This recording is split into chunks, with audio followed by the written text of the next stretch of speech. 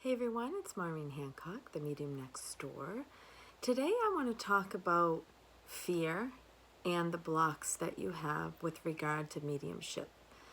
Now let's face it, we all have that fear creep in when we are trying to get information from spirit. So I want to go over a few things with you.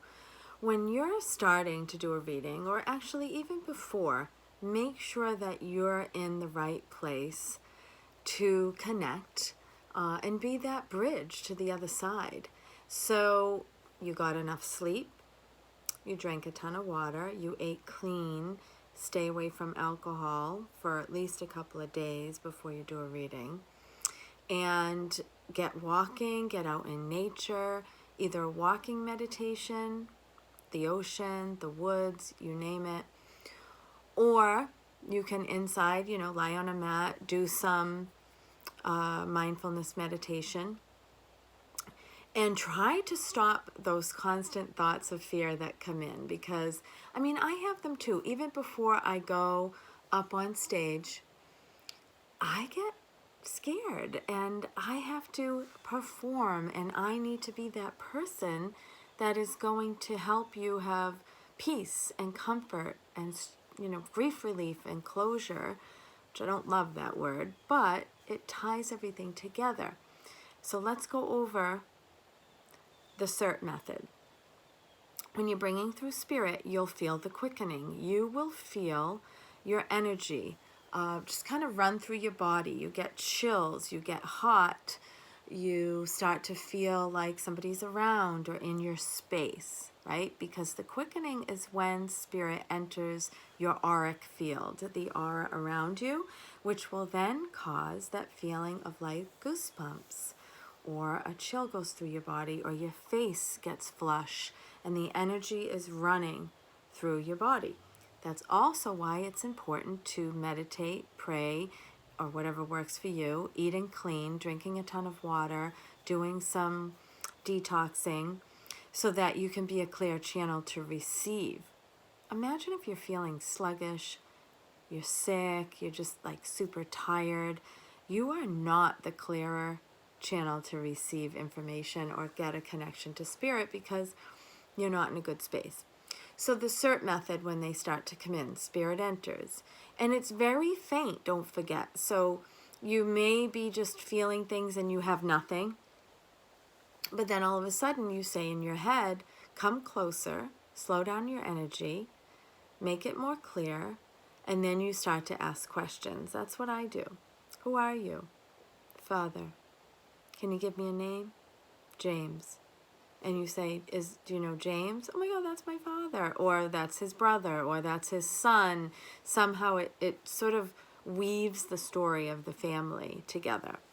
And then with the characteristics, the C and CERT, you might say, okay, I have a tall gentleman here. He's slim. This is what he has on. This is what he looks like. I don't see them. So I'm more clairaudient. But I will feel when they come in. And I will see little, like, it's so faint, everybody, that you're like, am I making this up? Is this really them? And then you get nervous, and then your fear comes in and you block it. So go into it like, I am merely the overseas operator. I am just going to be the voice for spirit. And if I'm right, I'm right. If I'm wrong, I'm wrong. So ego, stay at the door. Outside the door, preferably, right? So characteristics can be a lot of different things, but you're definitely getting a sense of spirit, who they are, what they look like, any identifying sort of features, things like that. Then E in the CERT method, the evidence. So the evidence may be, how many kids did you have? I have 3 kids. Is it all one sex? No, it's 2 boys and a girl. They might even go like this. So then you don't know. So you have to kind of work with that.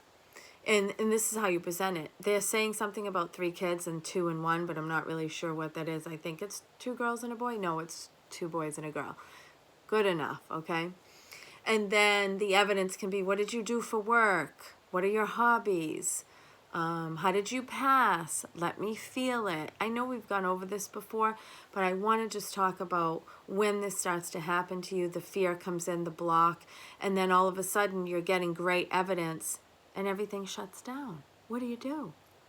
It really is about, like, take yourself out of the equation, take some deep breaths, raise it up from the crown, and the more relaxed you are, the less fear you'll have, and the easier it is to get information. When the fear comes in and the expectation and, the person starts going, no, I don't know what that is. That's when you kind of get carried away with yourself and the ego steps in. Ego can just be like, I don't want to be wrong, or I'm having anxiety because I need to deliver in a way that's going to help these people and I'm afraid I won't, or I'm failing them. All this like negative self-talk. So you literally just go, I'm just going to relax. I'm going to melt into this connection, because otherwise you're like, ah, and you just try your best to relax. So then the R with the CERT method, relaying the message. It may just be a feeling you get. I feel so much love from them. I feel like she's not sick anymore. I'm feeling like she's so proud of you, or he is. Or I'm hearing this. I'm hearing I didn't get to say goodbye. I didn't get to say I love you. You're going to get that job in the fall. Or I feel like you're going to have a boy baby. Just different things. The message, it varies really depending on what's going on in their life. So then the T in the CERT method, tying it all together. So you always want to go back to like, so I had your father step in first, and he said X, Y, Z, and he talked about this, that, and the other, and this was his message. And then it's a nice little package you're sort of relaying, because people forget. And if they're not recording, they're going to forget a lot of what you say. And if they're writing while you read, no. I need your energy here. I need your attention with me. I need to see your eyes, your energy, feel it. You can jot a couple things down, but if they're writing the whole time, the energy is being taken away from you and this sort of circle of life and connection. So I let people record. I used to be hung up with that in the beginning, like, oh, what if I'm bad? Or what if this? What if that? Stop the what ifs, okay? Let's talk about the block that you have. You may notice that there's certain weeks that you just feel blocked. Take a look at what's going on in your life. Take a look at the moon cycles. Is it a full moon? Is it a new moon? Kind of look at your dream cycle. Are you getting enough sleep? Did you eat like crap? There's all these variables that come together. Are you getting energy work done? Are you making time for self-care? And if the answer is like, yes, I ate like crap. No, I'm not doing self-care. I'm really tired. I'm not sleeping. You're not in a good place to receive. So the blocks are going to be there. And then you notice like the next day, you have somebody who comes in for a reading and they have really good energy and you just click. So it also depends on the sitter. The sitter could be blocking you. It might not just be you. They may not be ready. They may be extremely skeptical. They may just be in a place where it's like a new passing and it's too soon. So there's a lot of variables. I want you to think about that when you review your blocks and why am I getting blocked in this way?